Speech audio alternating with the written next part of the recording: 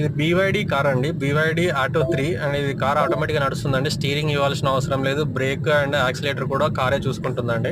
చూడండి స్క్రీన్ లో నేను ఆల్రెడీ 70 సెట్ చేశాను, 75 సెట్ చేశాను. 66 స్పీడ్ మాత్రమే వెళ్తుంది. ఎందుకంటే ముందు బైక్ ఉంది చూడండి, ఆ బైక్ స్పీడ్ ని బట్టి కార్ కూడా కంట్రోల్ అవుతుంది.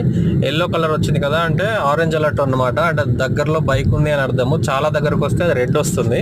నేను 75 సెట్ చేశాను స్పీడ్, బట్ 69 70లో ఎందుకు ఉంటుందా అంటే ముందున్న బైక్ ఆ స్పీడ్ లోనే వెళ్తుంది. చూడండి 50కి తగ్గిపోయింది. నేను బ్రేక్ వేయలేదు, ఆటోమేటిక్గా 50కి తగ్గింది. ఎందుకంటే బైక్ దగ్గరకు వచ్చేసింది, సెకండ్ బైక్ అది.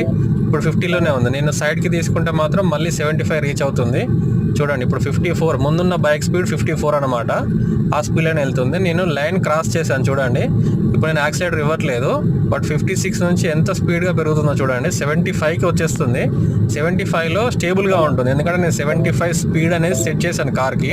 అక్కడ స్టీరింగ్ సింబల్ ఎందుకు వస్తుంది అని అంటే హ్యాండ్ జస్ట్ మూమెంట్ ఉండాలండి, అంటే కాలు కానీ చేయి కానీ టచ్ అయ్యి ఉండాలి, స్పర్శ ఉండాలి. దానికి స్పర్శ ఉంటే స్టీరింగ్ కూడా ఆటోమేటిక్గా అదే కంట్రోల్ చేస్తుంది. నేను కంప్లీట్గా స్టీరింగ్ వదిలేసి వీడియో తీస్తున్నాను కాబట్టి అది రెడ్ అలర్ట్ వచ్చింది.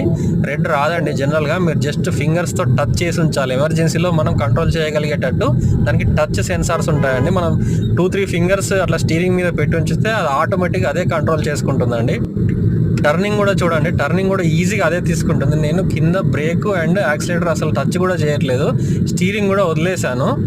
జస్ట్ నా కాలు దానికి సెన్స్ అవ్వడానికి కాలు టచ్ చేశాను చూడండి, అంతే. ఆటోమేటిక్గా టర్నింగ్ తీసుకుంటుంది. పెద్ద టర్నింగ్ ఉందండి. జనరల్గా ఇలాంటి టర్నింగ్స్ మనం చేయాలన్నా కానీ స్టీరింగ్ కంప్లీట్గా తిప్పాల్సి వస్తుంది. చూడండి BYD ఆటో 3 కార్ ఏ విధంగా కంట్రోల్ చేస్తుందో. ముందున్న వెహికల్ని బట్టి స్పీడ్ కంట్రోల్ చేస్తుంది, రోడ్ పైన ఉన్న లైన్స్ని బట్టి స్టీరింగ్ కంట్రోల్ చేస్తుంది.